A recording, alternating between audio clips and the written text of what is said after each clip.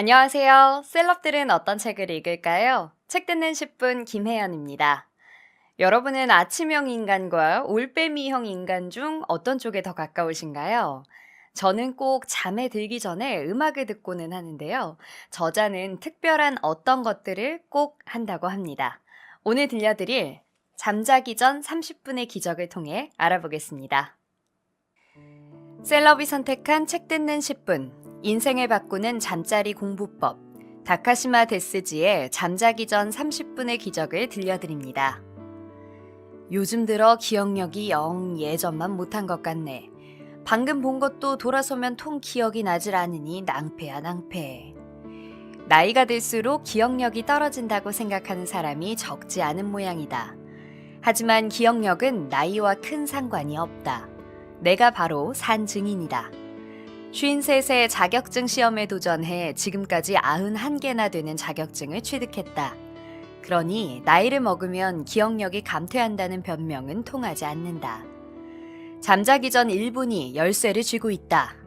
이 1분이 놀라울 정도로 우리의 기억력을 향상한다. 기억력이 향상되면 신나는 인생을 살 수 있고 매일 멋진 아침을 맞이할 수 있다. 아침 습관을 바꾸거나 생활의 변화를 원한다면 핵심은 잠자기 전의 시간이다.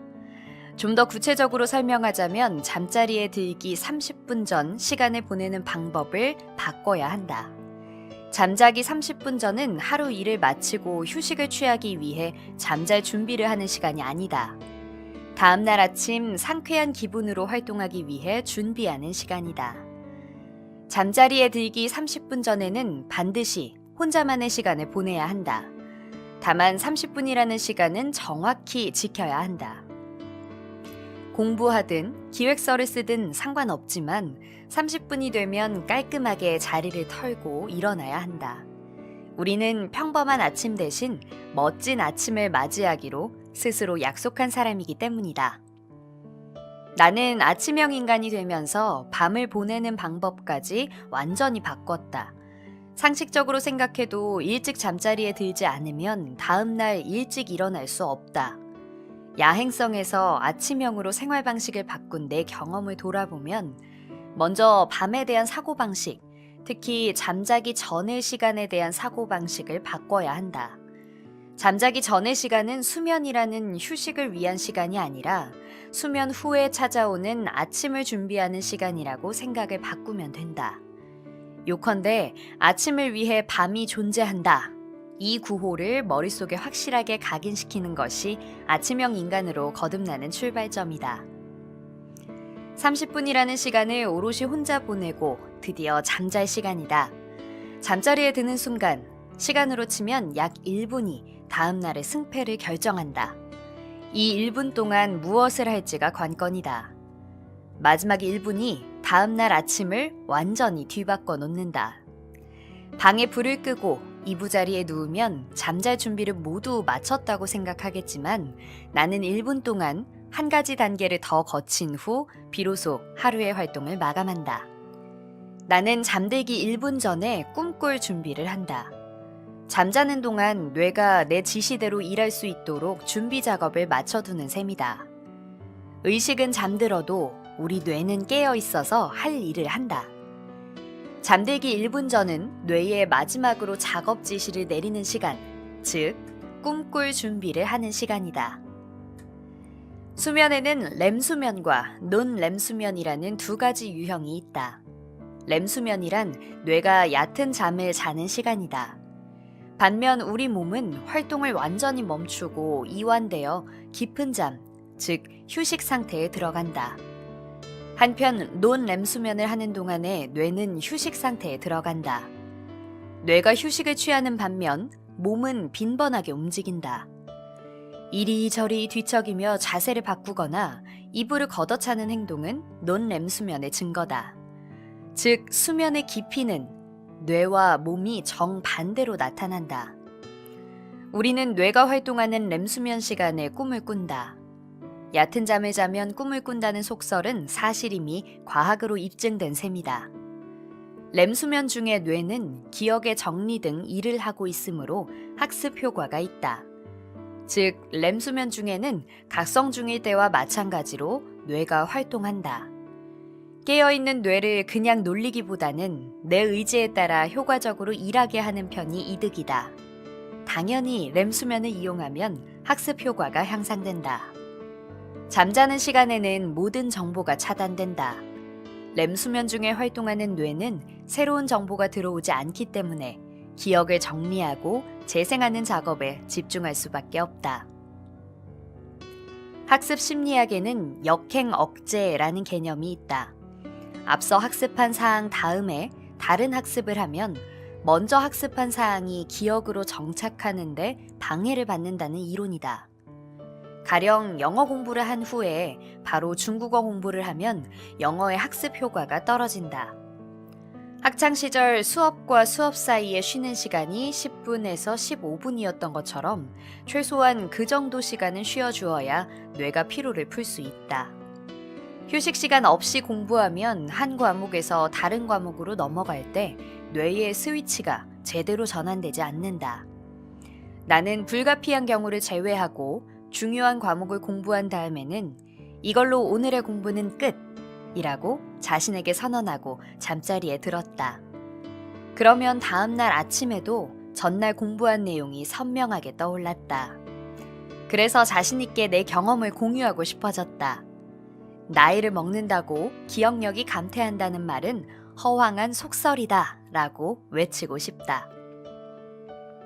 나는 매일 아침 기분 좋은 하루를 시작하려고 노력한다. 밤에는 일찍 자고 5시에 제깍 일어나는 습관이 생활 일부가 되자 말 그대로 아침이 상쾌해졌다. 우리가 단잠에 빠져 있는 동안 뇌는 열심히 제 몫의 일을 했다. 열심히 일한 성과는 누구나 알아주길 원하는 법. 우리 뇌도 열심히 일한 성과를 평가받고 싶을 것이다. 열심히 일한 뇌를 위해 일어나자마자 전날 잠자기 전에 공부한 내용을 확인하는 절차를 거친다. 쉽게 말해 복습이다. 아침 복습은 뇌와 대화를 주고받는 시간이다. 뇌는 중요성을 인식하고 기억의 정착화를 강화할 것이다. 뇌의 이러한 특성을 생각해 잠자기 30분 전과 마찬가지로 아침 30분도 상쾌하고 느긋하게 혼자만의 시간을 확보하도록 하자. 아침에 눈을 뜨자마자 복습을 끝내고 세수를 한 다음 혼자 산책하러 나가는 순서가 가장 이상적이다. 전날 밤과 다음날 아침은 일종의 운명 공동체다. 공부에 초점을 맞추면 잠자기 직전 1분간의 공부와 아침에 눈을 뜬 직후의 복습이 중요하다. 이 습관이 자리를 잡으면 기억력이 놀라울 정도로 향상된다. 상쾌한 아침을 위해 그리고 기억 효과를 최대한 높이기 위해서는 수면 시간을 6시간 이상 확보해야 한다. 세상에는 나폴레옹처럼 3시간만 자고도 멀쩡한 사람이 분명 존재하지만 어디까지나 특수한 일부 사람의 이야기다. 즉, 잠자기 직전 1분간 핵심을 빠르게 훑어보는 방식으로 공부를 한다. 다음날 아침에 눈을 뜨자마자 어제 공부한 내용을 복습한다. 내가 91개나 되는 자격증을 따며 체득한 지혜이며 학문적 지식으로 검증된 과학적 사실이기도 하다. 잠자기 1분 전, 오늘의 마지막 공부를 할 때의 대원칙을 짚고 넘어가자. 기본은 소, 약, 단이다. 소는 큰 일은 버리지 않는다는 의미이다. 작은 공부, 작은 독서, 작은 복습, 작은 점검으로 한정한다. 약은 약식의 줄임말이다. 모조리 외우려 하지 말고 중요한 부분만 골라 살짝 일하는 자세를 유지한다. 단이란 단시간에 끝내야 한다는 말이다. 무심코 시간이 길어지지 않도록 신경을 써야 한다. 목표 시간은 어디까지나 1분이다. 그렇다면 잠자기 전에 읽을 책이나 공부할 과목을 선택하는 비결은 없을까? 역시 깊게 파고들지 않는 방법이 좋다. 키워드는 가볍게, 얕게다. 때에 따라 넓게를 추가할 수도 있다. 잠자기 전에는 아직 한 번도 읽지 않은 책보다는 이미 읽어서 참고하고 있는 책을 추천한다. 그리고 속독이 관건이다. 나는 짧은 시간에 어떻게 더 많은 내용을 파악할 수 있을까 하는 본래 목적에 충실한 속독 방법을 개발했다. 처음에는 목차 훑어보기부터 시작해야 한다. 그리고 머릿말이나 들어가기를 빠르게 훑어본다. 핵심만 골라서 읽는다면 몇 분으로 충분하다. 익숙해지면 1분도 지나지 않아 뚝딱 핵심을 파악할 수 있다. 다음으로 본문 속독에 들어간다. 나는 내가 만든 속독법에 찌마기 속독술이라는 이름을 붙였다. 다른 이름으로는 단락 이해식 속독술이라고도 부른다. 단락의 첫 문장과 마지막 문장만 빠르게 읽는다. 그러나, 즉, 요컨대, 다시 말해 등의 접속사에 이어지는 문장을 골라 읽기만 해도 충분히 내용을 파악할 수 있게 된다. 잠자기 1분 기억법에서 효과적인 도구는 암기 카드다. 암기 카드를 활용하면 잠자기 전 외에도 자투리 시간에 복습할 수 있다. 잠자기 30분 전에 손글씨로 암기 카드를 만드는 행위 자체가 기억 효과를 높이는 데 보탬이 되기도 한다. 암기 카드는 와이셔츠 주머니에 들어갈 정도, 즉 명함 크기가 가장 적당하다. 암기 카드의 내용에 대해서는 한 가지 원칙을 고수한다. 카드 한 장에 한 가지 항목 원칙이다. 한 장의 카드에 욕심껏 2가지 항목을 넣는 것은 내용이 복잡해져 기억 효과가 반감된다. 또한 한 장의 카드에 빽빽하게 내용을 채우는 것도 금물이다. 줄 수로 치면 길어야 석줄, 글자 수로 쳐도 50자를 넘지 않아야 한다. 기억 효과를 최대화할 수 있는 분량은 30자 정도다. 마지막으로 잠자기 전에 매일 한 줄 일기를 쓰는 것이다. 먼저 아담한 크기의 노트를 준비하자. 책상이나 베갯머리 등 잠자리에서 가깝고 눈에 잘 띄는 곳에 둔다.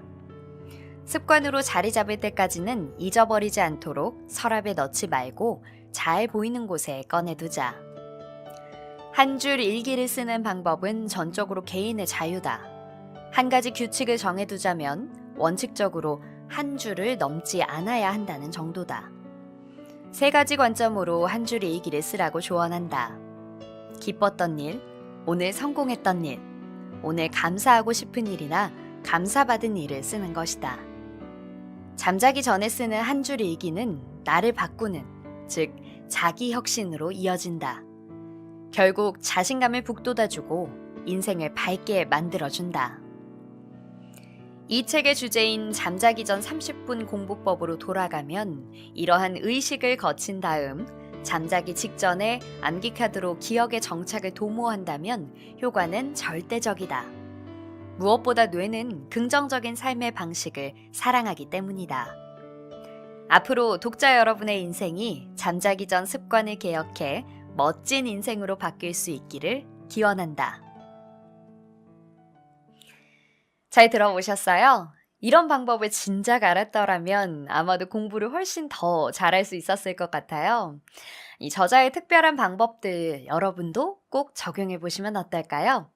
김혜연의 책 듣는 10분 여기서 마칩니다. 좋은 하루 보내세요.